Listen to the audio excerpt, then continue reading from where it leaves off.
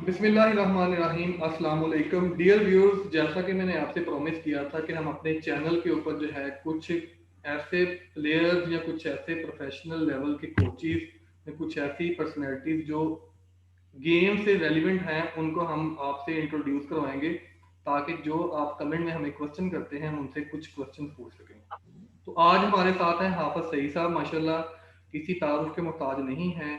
इनका जो है तारुफ जो है इनके मुंह से ही सुनते हैं। जी सर, आप जो है काइंडली थोड़ा सा अपना तारुफ करवा दें हमारी ऑडियंस को। जी बिस्मिल्लाहिर्रहमानिर्रहीम नहमदुहु व नुसल्ली अला रसूलिहिल करीम। मैंने क्रिकेट शुरू की मैंने तकरीबन 7 साल की उम्र में। जी जी और उस वक्त ही मुझे लग रहा था कि मैं एक अच्छा क्रिकेटर हूँ। बॉलिंग, बैटिंग, फील्डिंग जैसे कि आम बच्चों में होता है, मैं उससे बहुत अपने आप को आगे समझता था और आगे था। सही सही। बस फिर इसी तरह आहिस्ता आहिस्ता खेलते खेलते रबड़ बॉल रबड़ बॉल से, उस वक्त कॉक बॉल होती थी, वो कॉक बॉल, फिर हार्ड बॉल, और फिर ऐसे ही एक मैच खेल रहे थे हम रबड़ बॉल के साथ। तो कुछ वो क्रिकेटर थे, अच्छे क्लब के थे वो लोग। तो जी जी उन्होंने मुझे कहा जी कि आप हमारे क्लब में आए, वहां पे खेलें। तो मुझे पता ही नहीं था उस वक्त लेग स्पिन और स्पिन कैसे करते हैं। बस ये ग्रिप का मुझे पता था जी कि इस तरह ग्रिप करके बॉल को फेंकना है। वो मैंने जब उधर जाके वो फेंका तो वो बिल्कुल ही टोटली डिफरेंट था लेग स्पिनर से। वो मेरा वो वाला बॉल, स्टाइल वही था, सब कुछ वही था, मगर वो बॉल चेंज था। तो वो एक 2-4 दिनों में ही वहां मेरा नाम बन गया कि यार ये क्या हो गया। सही। तो उसी क्लब में हमारे सीनियर थे टेस्ट क्रिकेटर अब्दुल कादर साहब। माशाल्लाह। तो उनको हम बाबूजी के नाम से याद करते थे। अल्लाह उनको जो आ रहे रहमत में जगह अता फरमाए। बड़े प्यारे, बड़े मुखलिस, बहुत अच्छे उस्ताद, दोस्त। तो वो फिर बाबूजी ने मुझे कुछ ना कुछ गाइड किया, जी जी और इस तरह वो करते करते अल्हम्दुलिल्लाह वो क्रिकेट जो है ये क्लब लेवल की शुरू हो गई। तो यही बस है, इस तरह ही शुरू हुआ ये क्रिकेट खेलना। और फिर उसके साथ साथ क्लब के मैचेस मिलते गए, खेलते गए हम। तो ग्रेड 2 तक मैं खेला हूँ, इससे आगे नहीं खेल सका। जी जी। कुछ हालात ऐसे थे, वो आगे नहीं जा सका। बिल्कुल सर। चले सर, बंदे की कुछ ना कुछ प्रॉब्लम्स, कुछ मजबूरियां होती हैं, वरना हर एक का शौक होता है कि अपने कंट्री को रिप्रेजेंट करे। और हर बच्चा जो है जी जी। टीन एज के अंदर खास तौर पे कोशिश यही होती है कि अपने मुल्क को जो है वो रिप्रेजेंट करे। तो अल्लाह ताला ने चले आपको किसी ना किसी मौके पे इस गेम के साथ लिंक रखा कि ताकि आप अपना नॉलेज जो है नौजवानों के अंदर जो है उसको जो है ट्रांसफर करते जाएं। इसलिए आज जो है आप हमारे साथ हैं, आपने हमें टाइम दिया, सबसे पहले तो आपका शुक्रिया। आपकी तो मोहब्बत, आपकी मोहब्बत। अच्छा सर, आप मेरा क्वेश्चन ये है कि आपने जो है कैसे सोचा कि आपको क्रिकेट जो है आपने उसको अंपायरिंग की तरफ कैसे अपने आप को ट्रांसफर किया? क्या आपकी थिंकिंग थी, किस जो है सोच के साथ आप इस तरफ मूव किया अपने आप को आपने? बस एक इश्क था इस गेम के साथ कि यार किसी तरह ना अटैच रहना है। फिर सब्जेक्ट भी हमारा यही था, जी फिजिकल एजुकेशन। उस वक्त तो एमएससी स्पोर्ट्स साइंसेज नहीं थी जब हमने किया, तो उस वक्त फिजिकल एजुकेशन एमए था। तो वो एमए किया, वो रिलेटेड ही था गेम्स के। तो फिर ये था कि यार ग्राउंड में ही रहना है, ग्राउंड के साथ ही अटैच रहना है। तो फिर क्रिकेट कोचिंग और अंपायरिंग की तरफ फिर रुझान हुआ। जी तो स्कूल कॉलेज लेवल पे अंपायरिंग की। अंपायरिंग मैंने प्रोफेशनल नहीं की, स्कूल कॉलेज लेवल तक की। मगर क्रिकेट प्रोफेशनल खेली भी और प्रोफेशनल खिलाई भी। जी जी माशाल्लाह। तो ये अच्छा सर, सिर्फ मोहब्बत की वजह से अटैचमेंट रही इसके सही साथ, है। और आज तक भी है। नहीं सर, वो आपकी बातों से माशाल्लाह और आपके एक्सपीरियंस से नजर आ रहा है कि आपको आज भी मोहब्बत है इस गेम से। अच्छा सर, मेरा अगला जी जी। क्वेश्चन ये है कि आप जो है आपने इस तरफ मूव जैसा कि देखें ना, एक नौजवान कोशिश करता है कि मैं अपनी कंट्री की तरफ से खेलूँ या अच्छे एक लेवल के ऊपर जाके खेलूँ। उसके बाद अगर कुछ ना कुछ उसकी मजबूरियाँ या कुछ ना कुछ उसके अंदर जो है, कुछ ना कुछ चीज़ें रह जाती हैं, तो बंदा जो है आगे नहीं जा सकता। तो ज़ाहिर-सी बात है, 11 लड़के खेलने होते हैं एक कंट्री के लिए, एक टीम के अंदर, तो हर एक को मौका भी बिल्कुल नहीं मिलता। ठीक है जी। बिल्कुल। तो उसके बाद जो है, जैसा कि आपने बताया कि आप माशाल्लाह सकलैन मुश्ताक की शायद बात की आपने, और अब्दुल कादिर की बात की आपने, तो इतने बड़े-बड़े नाम जो है क्लब की तरफ से खेल रहे हैं, तो इस तरह के लेजेंड जब खेल रहे हों, तो बंदे के अंदर टैलेंट भी हो, तो अपॉर्चुनिटी जो है प्रॉपर नहीं मिलती। अच्छा सर, आप जो है, आपने जो है इस तरफ से फिर क्रिकेट खेलने वाला एक लड़का जो है, वो एक अंपायरिंग की तरफ किस तरह से, या एक जो है कोचिंग की तरफ आपका जो रुझान या आपका ट्रांसफर जो है किस तरह से हुआ? ये थोड़ा सा अपने ऑडियंस को बता दें। वो मैंने गुज़ारिश की ना आपसे कि क्रिकेट के साथ मोहब्बत नहीं थी, इश्क था। माशाल्लाह। और अभी भी अल्हम्दुलिल्लाह है, दिन-रात, सुबह-दोपहर, शाम। आप यकीन नहीं करेंगे कि हम 14-14 घंटे खेलते थे। अच्छा, माशाल्लाह। रात को भी, रात को फजर की नमाज़ से लेके सारा दिन यही था कि ये खेलते रहते थे। तो फिर इसका यही मतलब है कि हमें इश्क था गेम से, तो हमसे ये छूटी ही नहीं। अभी आज मेरी उम्र है 55 साल, जी, जी। और अभी भी हमारी प्रोफ़ेशनल क्रिकेट होती है। पूरे पाकिस्तान में एक हमारा नेशनल टूर्नामेंट होता है। सही ऑल बात पाकिस्तान वेटरन्स के नाम से होता है। उसमें पुराने टेस्ट क्रिकेटर जितने भी लोग हैं, प्लस 40 का वो टूर्नामेंट होता है, और वो अभी भी वो हम खेलते हैं। है। तो यही ज़हन में था कि यार अटैचमेंट जो है ना, वो अपनी गेम के साथ रहे। तो यही ज़हन में रख के फिर वो अंपायरिंग की, और आज फिर उसके बाद कोचिंग जो है वो क्रिकेट की कोचिंग की, तो ये दोनों चीज़ें फिर साथ-साथ चलती रहीं। ठीक हो गया। अच्छा सर, मेरा अगला क्वेश्चन ये है कि आपने जो है, अगर इश्क था क्रिकेट के साथ, मोहब्बत थी, लगाव था, तो आपने अंपायरिंग या कोचिंग की तरफ जो है आपने मूव किया।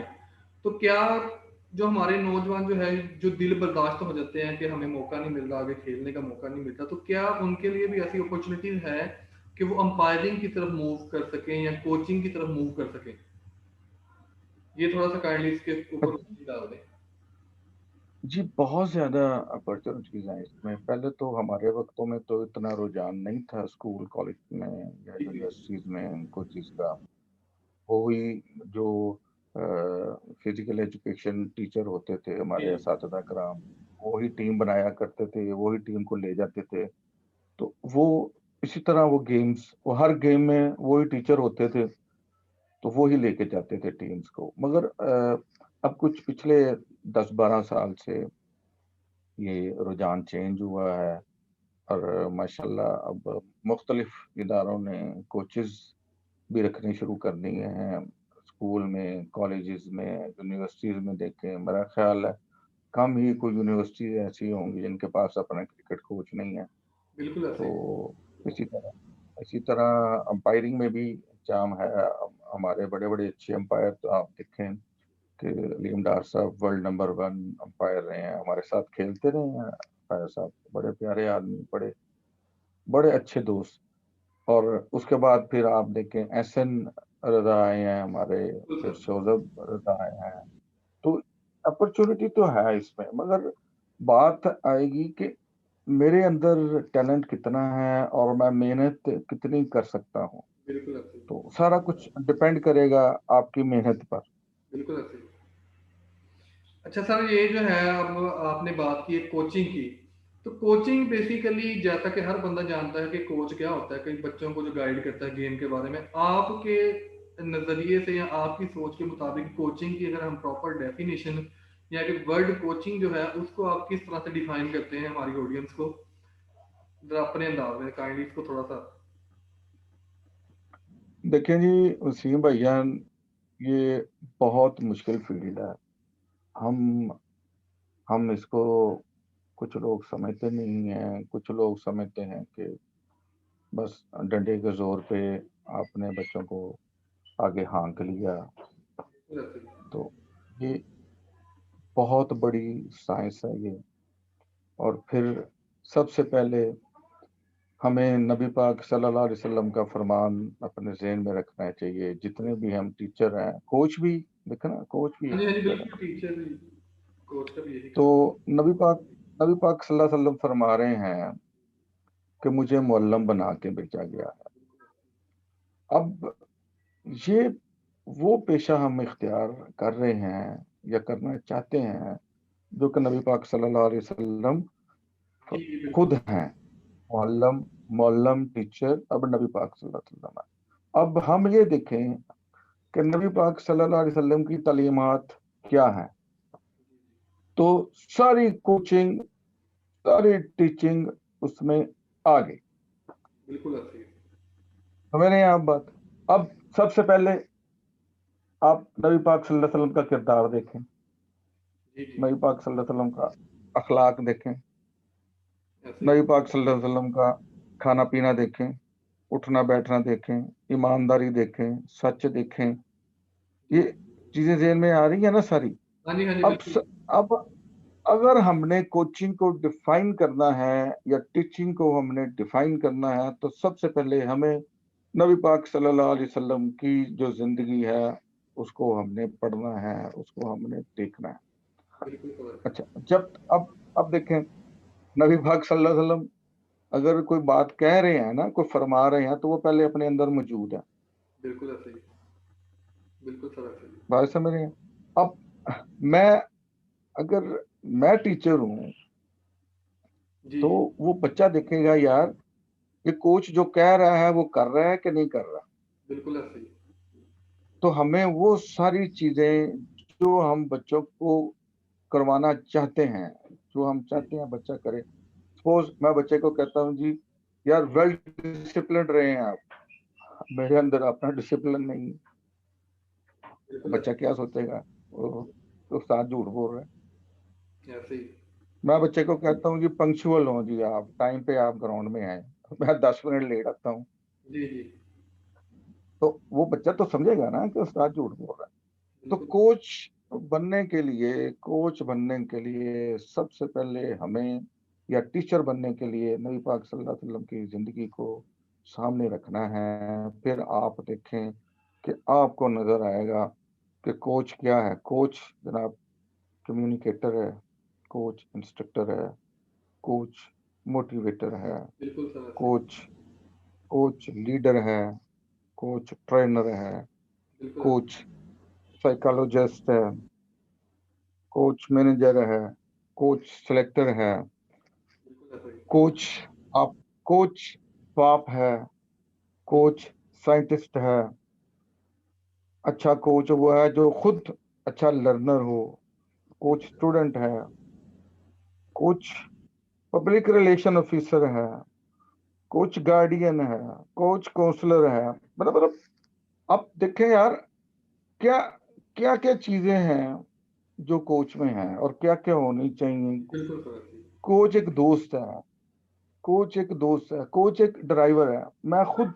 मैं खुद बच्चों को घर से लेके जाता रहा हूँ, घर में छोड़ के जाता रहा हूँ, और हजारों दफा, ये नहीं है कि 2-4 दफा। जी, जी, तो ये सारी चीजें जब हमारे अंदर हैं तो फिर हमें इस फील्ड में आना चाहिए, या हमें फिर ये करना चाहिए कि ऐसा ऐसा करके ये सारी चीजों को अपने अंदर हम लेके आए। बच्चों को, लोगों के बच्चों को हम बच्चा समझे। हम हम बस इस तरह नहीं समझते, इस तरह नहीं करते। हम चाहते हैं कि हम डंडे के जोर पे हम वो काम करवाएं, इस तरह नहीं है। ये सारी चीजें हम करें तो इंशाल्लाह आपको बड़ी अच्छी, आपको खेप मिलेगी, आपको बड़े अच्छे बच्चे मिलेंगे। हमने सिर्फ तालीम नहीं देनी है, हमने तरबियत भी करनी है। बिल्कुल ऐसे ही सर। तो तरबियत के बगैर तालीम जो है, मैं नहीं समझता कि वो तालीम है। तो बिल्कुल ऐसे ही। दोनों चीजें जब तक मिलेंगी नहीं, आप एक अच्छी लॉट आप तैयार नहीं कर सकते हैं। ठीक हो गया।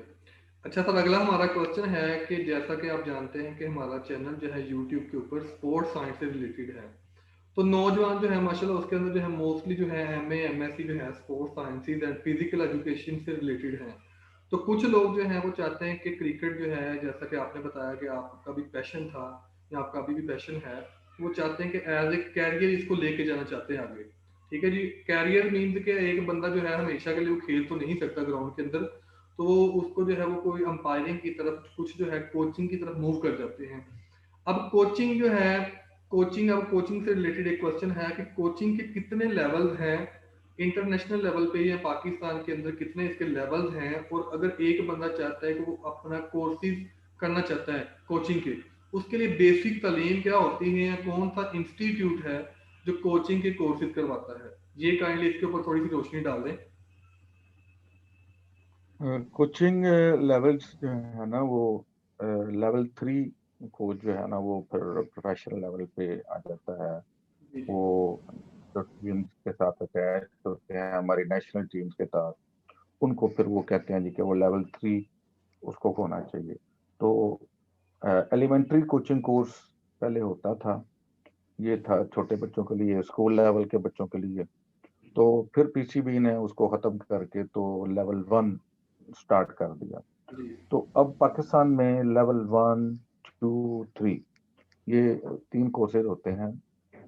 ठीक हो गया। तो लेवल 1 जो है वो समझे उसको आपके वो बेसिक है, और लेवल 2 और 3 जो है वो प्रोफेशनल लेवल पे आ जाते हैं। तो ये पीसीबी के ही अंडर होते हैं। जी आप अगर कोई भी हमारे दोस्त भाई जो हैं वो ये कोर्स करना चाहते हैं, तो वो अपनी एक सीवी बना के पीसीबी को आप वो फॉरवर्ड कर दें। उनका ईमेल मैं इंशाल्लाह कोशिश करूंगा कि मैं आपको ईमेल नंबर दे दूं या उनके वो जी। फ़ोन नंबर्स मैं आपके थ्रू मैं सही हो गया। भेज दूँ। तो वो उसका होता यही है कि आपको सीवी फॉरवर्ड करना होती है, फिर जैसे पॉसिबल होता है, जहाँ पे कोई जगह मिलती है, ये तो पूरे पाकिस्तान में कोर्स होते हैं। तो फिर पीसीबी की तरफ से कॉल आती है कि जनाब हमारा लेवल 1 का कोर्स इस शहर में हो रहा है। जी तो वो आपको अपॉर्चुनिटी देते हैं, आप अवेल करना चाहते हैं तो फिर वो आप उसको ओके करें, वो उसकी कुछ फीस है, वो फी जमा करवाना होती है थ्रू बैंक। तो आपका वो जो है वो कोर्सेज पीसीबी के थ्रू है। ठीक हो गया। और बाकी दुनिया में भी इसी तरह ही है, लेवल 1, 2, 3। और हमारा जो है वो जो स्टैंडर्ड है वो ऑस्ट्रेलिया से मिलता जुलता है। जो ऑस्ट्रेलिया में अडॉप्ट कर रहे हैं वो लेवल 1, 2, 3 में, पाकिस्तान में तकरीबन पाकिस्तान में भी वो ही है।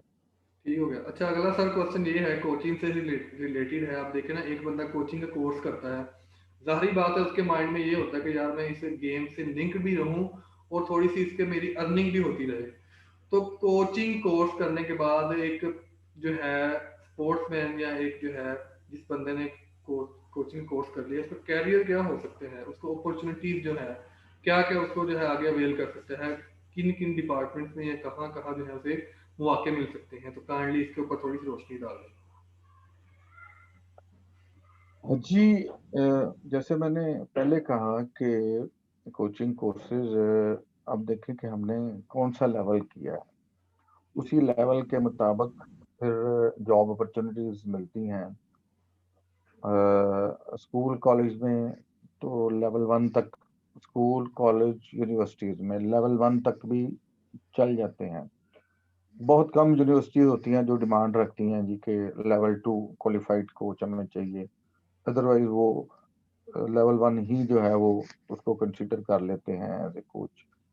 डिपार्टमेंट्स में जो है वहाँ थोड़ा सा इशू हो जाता है कि डिपार्टमेंट्स में ज़्यादातर ये होता है कि वो अपने ही उनके जो एक्स प्लेयर्स होते हैं जी जी सर। वो उनको एज ए कोच अटैच कर लेते हैं। मगर इसका मतलब ये नहीं है कि बाकी लोगों के रास्ते बंद हो गए हैं। जी अगर मेरे अंदर कुछ है, मैं कुछ गट्स हैं, तो मुझे डिपार्टमेंट्स में भी जगह मुझे मिल सकती है। सही हो गया। अच्छा सर, अगला हमारा क्वेश्चन है, जैसा कि आपकी फील्ड से ही रिलेटेड है कोचिंग के मुतलका, कि एक प्लेयर जो है वो आप देखें ना ग्राउंड के अंदर जाता है खेलने के लिए, कोच जो है उसे बेहतर अंदाज से या बेहतर तरीके से गाइड कर सकता है, लेकिन प्रेशर जो है ग्राउंड के अंदर ऑन दी फील्ड जो है एक प्लेयर नहीं, उसको हैंडल करना होता है। तो काइंडली इसके ऊपर थोड़ी सी रोशनी डाल दें आपके, एक प्लेयर चाहे वो बॉलर है या बैट्समैन है या क्राउड के अंदर एक फील्डर जो है फील्डिंग कर रहा है, तो प्रेशर को किस तरह से वो हैंडल कर सकता है या उसे करना चाहिए, किस तरह गेम की तरफ उसे जो है कंसंट्रेट करना चाहिए। काइंडली इसके ऊपर थोड़ी सी रोशनी डाल दें। अच्छा, ये जो ये वाला पोर्शन ना आपका, ये क्वेश्चन जो है, ये साइकोलॉजी के जी जी बिल्कुल। रेफरेंस से है। अपने पाकिस्तान में अब आके कुछ इस तरह के काम शुरू हुए हैं जब से हमारी नेशनल एकेडमी बनी है क्रिकेट की। तो ये शुरू हुआ है, प्रिपेयर करते हैं बच्चों को कि प्रेशर उसने कैसे जो है ना वो फेस करना है प्रेशर को। तो उसको बाकायदा उसको गाइड किया जाता है और उसको बताया जाता है। फिर अ, अब क्राउड का प्रेशर जो आप कह रहे हैं, तो क्राउड के प्रेशर के लिए अब इन्होंने एक ये भी साइकोलॉजी इस्तेमाल किया इन लोगों ने, पीसीबी वालों ने, या जो अच्छी एकेडमीज हैं उन्होंने, जी जी कि वो जब वो अगर वो उसको बैटिंग करवाते वक्त वो पीछे से शोर जो है वो माइक डेक लगा देते हैं ऊंची आवाज में, जी जी उसमें क्राउड शोर कर रहा है, उसमें क्राउड हूट कर रहा है, वो सारा कुछ वो उसको सुनवाते हैं और उसको कहते हैं चल भाई बैटिंग कर, चल भाई बॉलिंग कर, उसको टीज करते हैं, तंग करते हैं। तो ये चीजें सारी प्रेशराइज ये एकेडमी में उसको बताई जाती है। अच्छा, दूसरा ये है कि कोच का ये काम है कि वो बच्चे की साइकी समझे। वो कोच उसके साथ सेशन करते हैं, बैठते हैं, उसको गाइड करते हैं, उसको बताते हैं। तो वो मेरा नहीं ख्याल है कि इस लेवल पे जाके फिर बच्चा कोई प्रेशर ले रहा होता है, क्योंकि वो नीचे से प्रिपेयर होके गया होता है। उसको स्कूल लेवल पे, कॉलेज लेवल पे, यूनिवर्सिटी, क्लब लेवल पे इतने मैचेस मिल चुके होते हैं, इतना प्रेशर उसके ऊपर आ चुका होता है कि वो वाला प्रेशर फील नहीं करता। सम टाइम ये होता है कि किसी टीम के साथ हमारा बहुत बड़ा कोई इश्यू है, वो जीने मरने वाला काम हो जाता है। जी तो उस वक्त वो वाला कोई प्रेशर जो है ना वो आ जाता है, जैसे हमारा इंडिया के साथ मैच आ जाता है। तो ना उन लोगों को रात को नींद आती है और ना हमें रात को नींद आती है। जी जी। वो तो जितनी इस मर्जी तरह का जो ट्रेनिंग करें साइकोलॉजी, जितनी मर्जी साइकोलॉजिकली इसकी ट्रेनिंग करें, लेकिन फिर भी ये प्रेशर जो है हावी रहता है जी, नफसियाती तौर पर। प्रेशर वो दोनों टीमों पे, फिर वो इस तरह का प्रेशर जो है ना वो दोनों टीमों पे हावी होता है। तो वो जो है ना वो उसको फिर आपने ग्राउंड में खुद फेस करना होता है। जी तो वो जिसने वो प्रेशर फेस कर लिया उस वक्त ग्राउंड में, तो फिर वो मैच भी ज्यादातर वही लोग ले जाते हैं। तो यही होता है हमारा इंडिया पाकिस्तान के मैचेस में।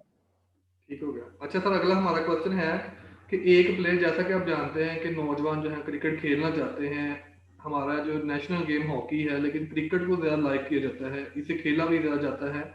तो एक प्लेयर जो यहाँ एक यंगस्टर जो है वो खेलना चाहता है, ग्राउंड के अंदर जाके जो है छक्के चौके मारना चाहता है, अपने आप को फिजिकली किस तरह से फिट रख सकता है, या आप क्या इंस्ट्रक्शन देते हैं एक प्लेयर को अपने आप को फिजिकली फिट रखने के लिए या फिट रहने के लिए? उसको जो है कोई डाइट प्लान है या कोई किसकी जो है कोई खास किस्म की ट्रेनिंग है जो करनी चाहिए? ये काइंडली थोड़ा सा इसका बता दें। वसीम साहब, अ, ये वाला जो पोर्शन है ना, ये क्वेश्चन आपका, यार ये हर स्पोर्ट्समैन के लिए ही है जी कि हार्ड वर्किंग, मेहनत, ऐसे ब्लेजर ऐसे नहीं मिल जाता, कोट ऐसे नहीं पहना जाता, बिल्कुल। उसके पीछे बड़ी मेहनत होती है और एक बंदे की मेहनत नहीं होती। बिल्कुल ऐसे ही। पेरेंट्स की मेहनत, पेरेंट्स की मेहनत, बहन भाइयों की मेहनत, उस बच्चे की अपनी मेहनत, उसके टीचर्स की मेहनत, कोचेज की मेहनत, ये जब हम पीछे मुड़ के देखते हैं ना तो 10 12 15 किस्म के लोग हमें नजर आते हैं बिल्कुल ऐसे ही। एक प्लेयर को तैयार करने में। तो एक प्लेयर ऐसे नहीं तैयार हो जाता। तो सबसे पहले तो ये है कि मैं खुद मेहनत करूं, प्लेयर खुद मेहनत करे। देखें, कोई भी गेम स्टेमिना के बगैर नहीं है। कोई भी ग्राउंड में जो आप गेम खेलने जाते हैं, जब तक आपका स्टेमिना नहीं है तो वो आप गेम नहीं खेल सकते। तो स्टेमिना बिल्ड करने के लिए रनिंग आपको बहुत ज़रूरी है जनाब, आप रनिंग करें। अच्छा, वो आप प्लान बनाएं अपना। सकलैन की मैं बात बता रहा हूँ आपको। ये आज़ादी कप हुआ था लाहौर में। जी जी उसमें ऑस्ट्रेलिया, जनूबी अफ्रीका, पाकिस्तान, श्रीलंका, कुछ 4-6 टीमें आई थी कराची स्टेडियम में। तो आज़ादी कप के नाम से एक जी जी टूर्नामेंट हुआ था। तो उस टूर्नामेंट में सकलैन ने कहा, मुझे बताया सकलैन ने जी कि मैंने पहली दफा जॉन्डी रोड्स को मैंने ट्रेनिंग करते हुए देखा। तो वो कहता जी, पहले दिन जब मैं ग्राउंड में गया तो जॉन्डी रोड्स को मैंने देखा कि वो 2 घंटे उसने रनिंग की है। 2 घंटे। अब आप अंदाजा कर ले कि जॉन्डी रोड्स को बहुत बड़ा बैट्समैन नहीं था, को बहुत बड़ा बॉलर नहीं था, मीडियोकर सा वो बैट्समैन था, मिडिल ऑर्डर में आता था। जी जी सर। वो 25-30 रन करता था, वो 50 रन करता था। वो कोई बहुत उसके स्कोर नहीं थे, कोई हार्ड हिटर नहीं था। जी जी सर। मगर ये जॉन्डी जॉन्डी रोड्स की मैं ट्रेनिंग बता रहा हूँ कि उसने, सकलैन ने मुझे बताया कि 2 घंटे हम ट्रेनिंग कर रहे थे, तो 2 घंटे मैंने देखा, टाइम नोट किया, उस स्टेडियम के चक्कर लगा रहा था। सही। अच्छा, नेक्स्ट डे कहता मैं, नेक्स्ट डे हमने देखा कि वो 2 घंटे उसने स्प्रिंट्स की हैं। जी जी अब ये ये चीजें ये चीजें किसी किसी में ये चीजें आती हैं। हम नहीं कहते हैं कि आप 2 घंटे आप स्प्रिंट्स करें या जी 2 घंटे आप जो है वो लॉन्ग रनिंग करें, मगर अपने स्टेमिना के मुताबिक आप हार्ड वर्क करें, आप ट्रेनिंग करें, फिजिकल ट्रेनिंग प्लस आपकी वो ट्रेनिंग जो रिक्वायर्ड है। अगर आप बैट्समैन हैं तो वो बैटिंग की प्रैक्टिस, अगर आप बॉलर हैं बॉलर की प्रैक्टिस, जी प्लस आप अपनी फिजिकल ट्रेनिंग, ये दोनों ट्रेनिंग आप करेंगे तो इंशाल्लाह कामयाबी मिलेगी। ये हो नहीं सकता, अल्लाह पाक किसी की मेहनत को रायगा नहीं जाने देते। कहीं ना कहीं जाके वो क्लिक करती है और हमें उसका फायदा मिलता है। बिल्कुल बाकी आप डाइट का पूछ रहे हैं। डाइट डाइट ये है कि अगर अगर हम अफोर्ड कर सकते हैं तो हमें दूध, दही, देसी घी, अब आजकल जो सीजन चल रहा है हमारा, इसमें गाजर, मूली, खीरा, जी जी ये सब्ज सब्जियां, ग्रीन सब्जियां जितनी हैं, इसको आप कच्ची खा सकते हैं, कच्ची खाएं, पका के खा सकते हैं, पका के खाएं। ये हमारी डाइट है। हमें अगर नहीं मिलता, हमें गोश्त नहीं मिलता हमें, तो हम इसमें से वो सारी एनर्जी हम आप यहाँ से ले सकते हैं। फिर स्पोर्ट्समैन के लिए ये है कि कम से कम 2 लीटर पानी उसका होना चाहिए। हमें पता ही नहीं है, हम पानी पीते ही नहीं है। बच्चों को पता ही नहीं है कि पानी कब पीना है, कितना पानी जी जी पीना है। तो हमें स्पोर्ट्समैन को 2 लीटर उसको दिन में पानी पीना चाहिए। तो ये छोटी छोटी चीजें हैं, इनका अगर हम ख्याल रखें जी तो इंशाल्लाह सारा कुछ, हाँ, इंशाल्लाह सारा कुछ बेहतर हो जाता है। इंशाल्लाह।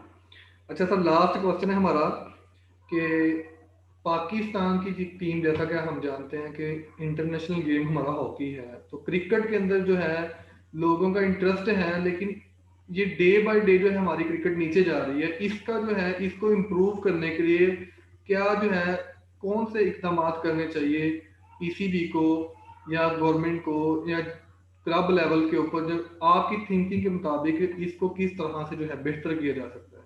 जैसे इंडिया का कल्चर जो है, उनका जो क्रिकेट का स्ट्रक्चर जो है ऑस्ट्रेलिया का या दूसरी फॉरेन कंट्रीज का हम देखें तो बहुत ही जबरदस्त है। वो प्लेयर को नीचे से लेके आते हैं, बूस्ट करके उसको तैयार करके प्रॉपर जो है लेके आते हैं। अब हमें रिसेंटली एग्जांपल देख लें हम, कि हमारा जो लास्ट टाइम जो हुआ था एक कप, T20 कप हुआ था, उसके अंदर अब्दुल्ला शफीक एक लड़का था, उसने अच्छे स्कोर किए, लेकिन उसको न्यूजीलैंड के खिलाफ जो है मौका मिला तो आई थिंक दोनों मैचों के में जो है उसका जीरो था। तो हम जो है प्लेयर को नीचे से जो है ग्रूम करके नहीं लेके आते, एक आध परफॉर्मेंस देके उसको जो है टीम में इन करवाते हैं और फिर बाद में जो पक्का ही ड्रॉप कर देते हैं। तो आपका जो है इसके ऊपर क्या सजेशन जो है, आपकी थिंकिंग जो है या आप क्या मशवरा देते हैं कि किस तरह से जो है प्लेयर्स को ग्रूम करना चाहिए या किस लेवल से, या हमारा जो है, ताकि इंडिया का जैसा कल्चर है या स्ट्रक्चर जो है, ठीक है जी, जैसे फॉरेन कंट्रीज है बाकी है, तो इसके ऊपर थोड़ा सा आपका जो है तब्दीलियाँ करने का है। अच्छा, इस सिलसिले में ना मैं उन पे अटैक नहीं कर रहा पीसीबी पे या अपने स्ट्रक्चर पे, जी जी मगर कुछ मिसमैनेजमेंट है, होती है। तो हम जैसे लोगों को ये समझ आती है, तो बड़े लोगों को तो ये समझ आनी चाहिए, जी डेफिनेटली उनको ये समझ आनी चाहिए। मुझे अब साल भूल रहा है कि कौन सा साल था। उस साल इंडिया ने ग्रेग चैपल को टीम के साथ एज ए कोच अपॉइंट किया, सीनियर टीम के साथ। जी। ग्रेग चैपल ये ऑस्ट्रेलियन बैट्समैन था, बाद में ये कोचिंग में शायद आया सर ये। 2005-6 की बात हो मे भी। बस ये इस वक्त की थी या शायद और पहले की थी, उसमें से फिर वो इरफान पठान जो निकला वो वहां से वो निकला था। जी जी तो ये उस सेशन की बात है। तो उन्होंने ग्रेग चैपल को उन्होंने नेशनल टीम सीनियर टीम के साथ उन्हें अपॉइंट किया। जी मगर जब उन्होंने उसको अपॉइंट किया तो उसके साथ जो कॉन्ट्रैक्ट था उसमें उन्होंने ये लिखा कि आउट सीजन में ग्रेग चैपल अपनी कंट्री वापस नहीं जाएगा, वो हमारी अंडर 19 और अंडर 16 टीम्स को कोचिंग करेगा।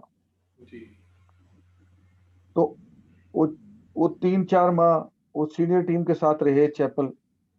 उसके बाद वो जनाब उनके अंडर 19 और अंडर 16 टीम को उन्होंने कोच किया, और वहां से फिर ये इरफान पठान वाला बैच एक हमारे सामने आया और ये लोग ऊपर के सामने आए। तो ये पॉलिसी जो है वो पॉलिसी मेकर्स ने ऐसी बनानी है कि अगर हम बाहर से कोच हायर करें तो उसको हम नीचे तक अपने साथ अटैच करें, जी सर। अंडर 16, अंडर 19 और प्लस नेशनल टीम। इसी तरह हमारे ये जो सीनियर कोचेस अब टीम के साथ हैं सारे, वकार यूनुस हैं, मिसबा हैं, और शाहिद असलम सर। साहब हैं, और लोग हैं, इनको भी हमें यही कॉन्ट्रैक्ट इनके साथ भी साइन देकर पूरा साल हम इनको सैलरी जी देते हैं। पूरा साल ये पीसीबी से ये सैलरी लेते हैं, तो फिर हम इनको यूटिलाइज क्यों नहीं करते नीचे वाले बच्चों के साथ, अंडर 16 के साथ, अंडर 19 के साथ, तो वहां भी हम इनसे काम लें। अच्छा, दूसरा एक और चीज जो हमें नजर आई पिछले सालों में कि आईपीएल जी इंडिया ने स्टार्ट किया। जी जी तो आप देखें कि आईपीएल इंडिया ने स्टार्ट किया, अब उनकी प्लानिंग आप देखें, आप मैं हैरान होता हूँ यार कि हमें कितने मुखलिस हैं वो लोग, जैसे हैं चोर हैं दुश्मन हैं जी हमारे, मगर वो उनको आप देखें कि वो कैसे मुखलिस है। उन्होंने आईपीएल स्टार्ट की तो उन्होंने हर टीम को बाउंड किया। इंडियन जो है उन्होंने हर टीम को बाउंड किया कि हर टीम तो अंडर 19 प्लेयर खिलाएगी आईपीएल में। जी जी अब उसका हुआ क्या? अब उसका हुआ क्या कि आप देखें वो हर टीम ने दो दो अंडर 19 प्लेयर खिलाए। उसमें से जनाब विराट कोहली निकला, बिल्कुल है उसमें सर। से उथापा निकला, रोहित उसमें शर्मा। से और बेशुमार उनके रोहित शर्मा, बेशुमार क्रिकेटर दुनिया को आगे लगाया हुआ है। आप सोचें, तो कभी हमने सोचा था कि बनेगी वनडे क्रिकेट में, जी जी और वो 3-3 डबल सेंचुरियां बना के बैठा हुआ है। ऐसे ही सर। रोहित शर्मा ही है ना मेरा ख्याल, 3 डबल सेंचुरियां उसने 250 उस बंदे ने कर दी है वनडे क्रिकेट में। तो ये अगर हम ये पॉलिसी रखें कि यार इनके साथ अपने छोटे बच्चों को अटैच करें, तो कोई वजह नहीं है कि हमारी क्रिकेट जो है वो पीछे रह जाए, हम पीछे रह जाएँ। बगैर आप देखें, बगैर कोचिंग के, बगैर ट्रेनिंग के हमारे बच्चे आपको इतने-इतने अच्छे खेलते हुए नज़र आते हैं। वो देख-देख के बेचारे सीखे हुए हैं। किसी ने किसी को देखा, किसी ने किसी को देखा, कोई किसी को कॉपी कर रहा है, कोई किसी को कॉपी कर रहा है। ऐसे ही मगर जब आप उनकी क्रिकेट देखते हैं, तो बंदा हैरान हो जाता है कि यार, ये कैसे-कैसे अच्छे प्लेयर हैं। तो अगर हम उनको बिल्कुल ठीक मौके पे हम उनको पकड़ लें, पीसीबी गवर्नमेंट के साथ मिलके अगर हर स्कूल को बाउंड कर ले कि जनाब आपने कोच रखना है जनाब क्रिकेट का। चलें हम प्राइवेट स्कूल्स की बात नहीं करते हैं, हम जी, गवर्नमेंट सेक्टर की बात करते हैं कि गवर्नमेंट्स के पास फैसिलिटीज़ हैं। इससे लोगों को जॉब भी मिलेगी और हमारी क्रिकेट भी हमारी ऊपर जाएगी कि एक स्कूल में अगर हम एक क्रिकेट कोच हम अपॉइंट कर लें, तो स्कूल लेवल पे जनाब क्रिकेट अच्छी होनी शुरू हो जाएगी। इसी तरह एक कॉलेज में हम अपॉइंट कर लें, यूनिवर्सिटी में हम अपॉइंट कर लें, तो ग्रास रूट लेवल भी आपका कवर हो जाता है जी, जी। और अपर लेवल भी हमारा कवर हो जाता है। बिल्कुल ऐसे ही। सर बिल्कुल आपकी बातें ठीक है माशाल्लाह आपने हमें जो है अपनी जो है कीमती जो वक़्त आपने हमें दिया आपका बहुत शुक्रिया आपके टाइम का। अगर अल्लाह ताला ने मौका दिया तो इंशाल्लाह आपसे मुस्तफ़ीद होते रहेंगे। तो दुआ बहुत में याद शुक्रिया आपका जी वसीम रखिएगा। साहब। हाँ जी, दुआ बड़ी में मेहरबानी जज़ाकल्लाह जी। अल्लाह आपको खुश रखे जी। बहुत शुक्रिया आपका बहुत जी। शुक्रिया सर। अस्सलाम वालेकुम। हाँ जी, ओके जी, अल्लाह हाफ़िज़। थैंक यू जी। वेलकम, वेलकम जी। अस्सलाम वालेकुम। वालेकुम।